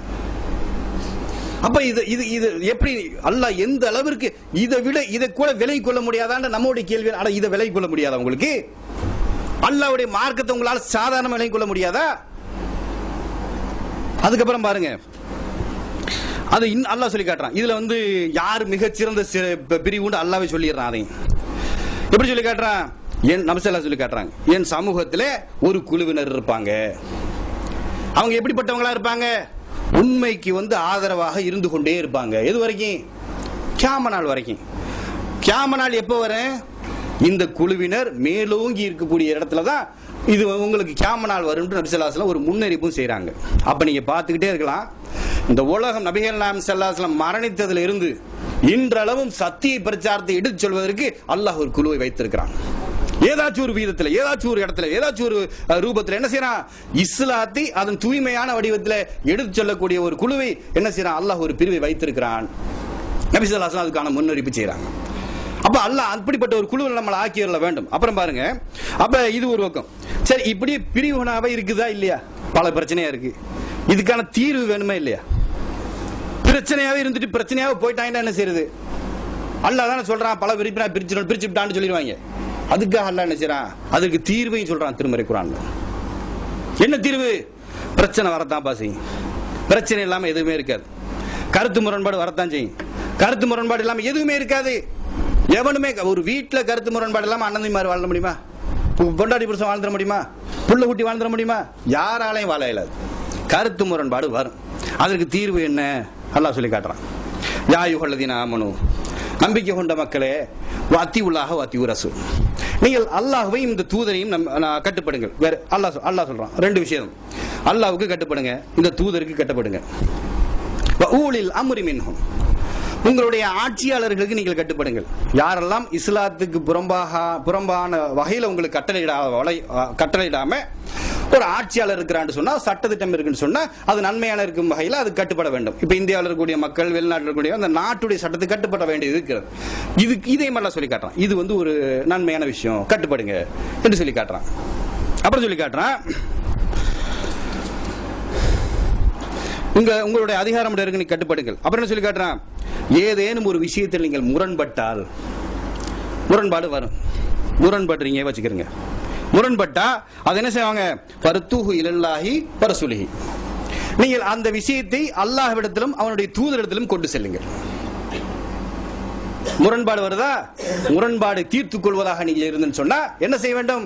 அதை அல்லாஹ்விடத்துக்கு கொண்டு வர வேண்டும், அவனுடைய தூதரிடத்தில் கொண்டு வர வேண்டும். அப்படின்னா என்ன? இன்றைக்கு அல்லாஹ்விடத்திலும் தூதரிடத்திலும் எப்படி போவீங்க? திருமறை குர்ஆன்டையும் ஹதீஸ்டையும் போங்க. குர்ஆன் இடத்துல கொண்டு போய் ஒப்பிட்டு பாருங்க. ஓகே, இன்னைக்கு இஸ்லாம்னு மக்கள் செஞ்சுக்கிட்டு இருக்கானே, இது இதுக்கா இன்னைக்கு திருக்குர்ஆன்ல இருக்கா? திருமறை குர்ஆன் தான் நமக்கு மூல நூல், அதுல இருக்கான்னு ஒப்பீடு செய்யும். அதுல நமக்கு இன்னொரு ஒப்பீடு என்ன? நபிகள் நாயகம் ஸல்லல்லாஹு அலைஹி வஸல்லம் வாழ்க்கை அதுல இருக்கா? நபி ஸல்லல்லாஹு செஞ்சிருக்காங்களா? அது செய்ய சொல்லி இருக்காங்களா? அல்லது வேற யாராச்சும் செஞ்சு அதுக்கு அங்கீகாரம் அளித்திருக்காங்களா என்று பாரு அப்படின்னு சொல்லிட்டு, இதுதான் சிறந்தது அல்லாஹ் சொல்லி காட்டுறான்.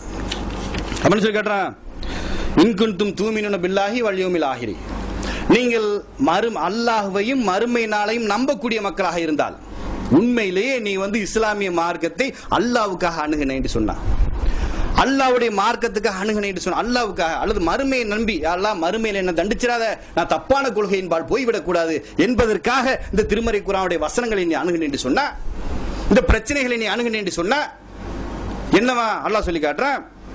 தாலிக ஹைரும் வஹ்சனு தக்ஃபீஃப், இதுவே சிறந்ததும் அழகிய விளக்கமாக வேற ஒண்ணுமே உலகத்துல கிடையாது. முரண்பாட்டுக்கு என்ன தீர்வு? கொண்டுகிட்டு போடு. குர்ஆன்ல இருக்கான்னு பாரு, ஹதீஸ்ல இருக்கான்னு இல்லையா தூக்கி வீசிட்டு அல்லாஹ் சொல்றதை கட்டுப்பட்டு போயிட்டே இரு. இதுதான் அல்லாஹ் சொல்லி காட்டுறான். சூரத்து நிசாவுல 4:59 இந்த செய்தி அல்லாஹ் சொல்லி காட்டுறான். அல்லாஹ்வுக்கு கட்டுப்படு, அவனுடைய தூதருக்கு கட்டுப்படு, அதுக்கு மேல என்ன செய்? உங்களுடைய ஆட்சி அதிகாரத்துக்கு கட்டுப்படு. மூணாவது என்ன செய்? உங்களுக்கு முரண்பாடு ஏற்பட்டுச்சுன்னு சொன்னா அது அல்லாஹ்விடத்தினுடைய தூதரத்துல கொண்டுட்டு வா. நீ உண்மையிலேயே அல்லாஹ்வை மறுமை நாள் நம்பக்கூடியவனா இருந்தா இதுதான் உனக்கு சிறந்த தீர்வு. இதை விட உனக்கு தீர்வு கிடையாது. எப்படிப்பட்ட மார்க்கம் நீங்க பார்க்கணும். ஆனா மனுஷன் பலகீனவனமே, பிரச்சனைகள் வரும். எப்படி அதாவது இப்படின்னா இது எல்லாத்தையும் என்ன செய்வாங்க? அல்லாஹ் மேல போட்டு போயிருவாங்க. அதுக்கு என்ன செய்யறான்? அல்லாஹ் அதற்கும் ஒரு தெளிவான தீர்வை சொல்லி காட்டுறான். அல்லாஹ்விடத்தில் நம்முடைய தூதரிடத்தில் கொண்டு செல்ல வேண்டும். பிரச்சனையை வச்சுக்கிட்டு நான் பாட்டுக்கு என் குரூப் இப்ப தனிப்பா, நான் பாட்டுக்கு என் குரூப் இன்னொரு சொன்னா, நாங்க எங்களுக்குன்னு ஒரு கொள்கை இருக்கு, நாங்க இப்படியே தான் போவோம், நாங்க இதை விவாதம்னா எங்களுக்கு சரி வராது, நாங்க யார்ட்டையும் போய் விவாதம்லாம் பண்ண மாட்டோம், எங்களுக்கு சரின்னு படுது அதை செஞ்சுட்டு போவோம், இப்படிங்கிற மனவீச்சையை நோக்கி இன்றைக்கு மக்கள் போய்விட்டார்கள். இதெல்லாம் மனவீச்சையை பின்பற்றுவது. ஆனா அல்லாஹ் ஒண்ணு சொல்றான், அதுக்கு மாற்றமா நீ சிந்திக்கிற பேசுறேன்னு சொன்னா அது என்ன? மனோஇச்சை. மனோ இச்சையை பின்பு கடவுளாக்கி கொண்டவர்கள் நீங்க பாத்திரான் அல்லாஹ் கேட்கிறான். ஆனா மனோ இச்சையை கூட நீ கடவுளாக்கி கொள்கிறாய். அல்லாஹ் சொல்வதை விட உனக்கு மனோ இச்சை சொல்வது பெருசா போச்சு என்று அல்லாஹ் கண்டிக்கிறான். அந்த அளவுக்கு என்ன பார்க்க வேண்டியிருக்கிறது? இஸ்லாமிய மார்க்க விவகாரத்துல இந்த அளவுக்கு பின்தங்கிய நிலையில் என்ற மக்கள் இருக்கிறாங்க. இதை நோக்கி சொல்யூஷன் நோக்கி யாரும் வரல. அதுக்கப்புறம் இன்னொரு விஷயத்தை நீங்க பார்க்கணும். சத்தியவாதிகள்னு தன்னை சொல்லிக்கிறவன் பாக்குற எப்படி இருக்கிறான்? சரி, நாங்களும் தௌஹீத் தான், நாங்களும் ஏகத்துவம், நாங்களும் எல்லாம் கரெக்ட் தான், குர்ஆன் ஹதீஸ் தான் அப்படின்னு சொல்லக்கூடிய மக்களை நீங்க பாக்குறீங்க. அப்ப நம்ம அதையும் பார்க்கணுமே இல்லையா? ஆனா எல்லாருமே தௌஹீதுண்டா அப்ப எது அப்பதான் 4 பேரா இருப்பியா, 5 பேரா இருக்கிறியே, ஏன்னா ஆளுக்கு ஒரு பிரிவு, ஆளுக்கு ஒரு பேரு, இதெல்லாம் பார்க்கணுமே இல்லையா? அப்ப அது இந்த விஷயத்தை கவனிக்கணும்னு சொன்னா அல்லாஹ் சொல்லி பாருங்க, சத்தியவாதிகள் இன்றைக்கு எப்படி போச்சுன்னு சொன்னா கொள்கைக்கு இடையில பிரச்சனை, புறம் அவதூறு, அது இது. ஆனா அல்லாஹ்வுடைய மார்க்க விவகாரத்துல ஒரு விஷயத்தை சொல்றோம்னு சொன்னா அது சரியா தப்பாண்டு ஆவிசயமே தவிர சொல்றது யாரு?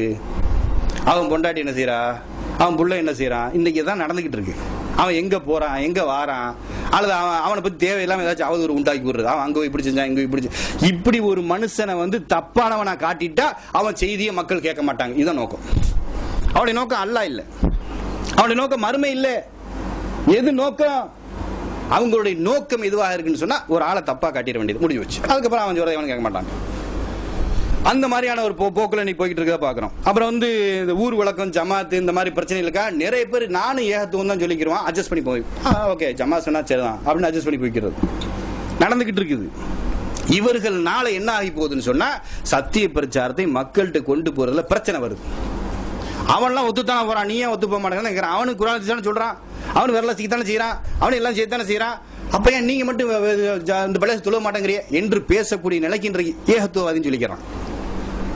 மக்களுக்கு இஸ்லாம் சொல்ல மாட்டேங்கிறான், அட்ஜஸ்ட் பண்ணி போய்க்கிறது. நாங்கள் செய்ய இன்னும் ஒரு குரூப் இருக்கான். அல்லாஹ்வுடைய நபிகள் நாயகம் ஸல்லல்லாஹு அலைஹி வஸல்லம் காலத்துல ஒரு குரூப் இருந்தானே, நபிகள் நாயகம் ஸல்லல்லாஹு அலைஹி வஸல்லம் தான் நாங்க உங்க ஆளு தான் சொல்லிக்கிறது, அங்கிட்டு போன போல நான் உங்க ஆளு தான் சொல்லிக்கிறது. இப்படி ஒரு குரூப் இருக்கிறான் இன்னைக்கு சமூகத்துல. எப்படி நம்ம யார்ட்டாச்சும் பேசுறா நாங்களும் தௌஹீத் தான், கொள்கை அளவில் உங்களுக்கு எங்களுக்கு எந்த வேறுபாடும் இல்லைங்கிறது, அங்கிட்டு போனா நாங்களும் சுன்னத் ஜமாத் தான். இப்படி ஒரு குரூப் இருக்கிறான், வளர்ந்துகிட்டு இருக்கிறான். அப்ப இந்த மாதிரியான கொள்கைகளை நீங்கள் அடையாளம் காண வேண்டும் என்பதற்காக தான் சொல்லி காட்டப்படுது. இது மாதிரி ஒரு குரூப் இருக்கிறாங்க. அப்ப சத்தியவாதி யார் அப்படிங்கிற விளங்கிறேன். அப்ப மூணாவது விஷயம் என்னன்னு சொன்னா சத்தியவாதியுடைய நிலை எப்படி இருக்கிறது? அல்லாஹ்வுடைய தூதர் நபிகள் நாயகம் ஸல்லல்லாஹு அலைஹி வஸல்லம் அல்லாஹ்வுடைய தூதர் நபிகள் நாயகம் ஸல்லல்லாஹு அலைஹி வஸல்லம் காலத்துல வேற ஒரு செய்தி உங்களுக்கு தேவையில்லை, இந்த ஒரு ஹதீஸ் உங்களுக்கு போதும். நபிகள் நாயகம் ஸல்லல்லாஹு அலைஹி இன்னைக்கு என்னண்டா இந்த சத்தியத்தை ஏற்றுக்கொள்வதற்கு மக்கள் ஏன் பயப்படுறான், தயங்குறான்? ஏன் தயங்குறான்?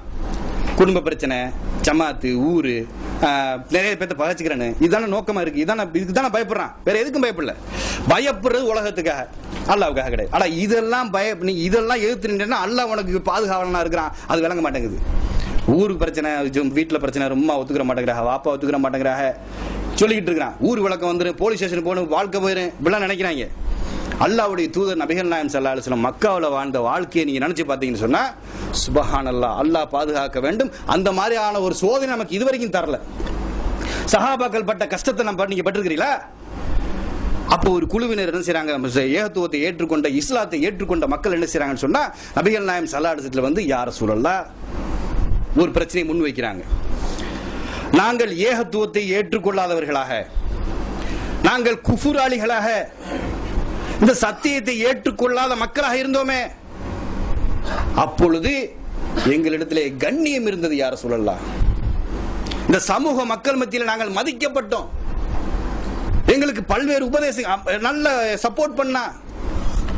ஆனால் நாங்கள் இந்த சத்திய இஸ்லாத்தை ஏற்றுக்கொண்ட பிறகு எங்களிடையே இழிவு வந்து விட்டது யார் ரசூலல்லாஹ். நாங்கள் இழிவாக பார்க்கப்படுகிறோம், இழிவாக நடத்தப்படுகிறோம், இழிவாக பேசப்படுகிறோம் என்று நபிகள் நாயகம் ஸல்லல்லாஹு அலைஹி வஸல்லம் அவர்கள் முறையிடுறாங்க. எந்த அளவுக்கு கஷ்டப்பட்டிருப்பாங்க நினைச்சு பாருங்க. அப்படி ஒரு நிலை நம்ம இன்னைக்கு சந்திச்சிருக்கிறோமா? ஏகத்துவத்தை சொல்றதுக்கு பின்வாங்குறோமே, இந்த சத்தியத்தை மக்களுக்கு கொண்டு போய் சேர்ப்பதற்கு பின்வாங்குறோமே, அந்த அளவுக்கு கஷ்டம். எங்களிடத்தில் இழிவு வந்து விட்டது என்று ஒரு மூமின் சொல்வார்னு சொன்னா, ஒரு சஹாபி சொல்வார் என்று சொன்னா எந்த அளவுக்கு அந்த மக்கள் இழிவுபடுத்தப்பட்டிருப்பார்கள் நினைச்சு பார்க்க வேண்டும். அப்படிப்பட்ட ஒரு நிலையிலும் கூட அவர்கள் ஈமானை இழக்கவில்லை, இஸ்லாத்தை எடுத்து சொல்வதற்கு பின்வாங்கவில்லை. அன்றைக்கு பின்வாங்கி இருந்தாங்க சொன்னா நீங்கள் நான் இன்னைக்கு முஸ்லிமா இருந்திருக்க முடியாது. அந்த அளவுக்கு தியாகங்களை சந்தித்திருக்கிறார்கள். நம்ம எதுவுமே செய்யாம பின்வாங்குறோம். ஊரு ஜமாத்து அவரு இவர்கள் எல்லாம் உங்களுக்கு சொர்க்கத்துக்கு வழிகாட்டி வருவார்களா?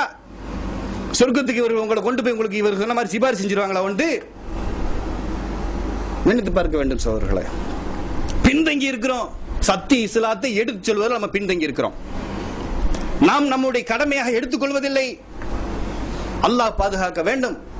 சத்திய இஸ்லாத்தை இந்த மக்களுக்கு எடுத்து சொல்லக்கூடிய மக்களாக அல்லாஹ் உன்னையும் உங்களையும் என்னையும் ஆக்கியோர்கள் செய்ய வேண்டும் என்று பிரார்த்தித்தவனாக எனது உரைக்கு திரையிடுகிறேன். வாஹிர் ரஹ்மானா அனில் அல்ஹம்துலில்லாஹி ரப்பில் ஆலமீன். அஸ்ஸலாமு அலைக்கும் வரஹ்மத்துல்லாஹி வபரகாத்துஹு.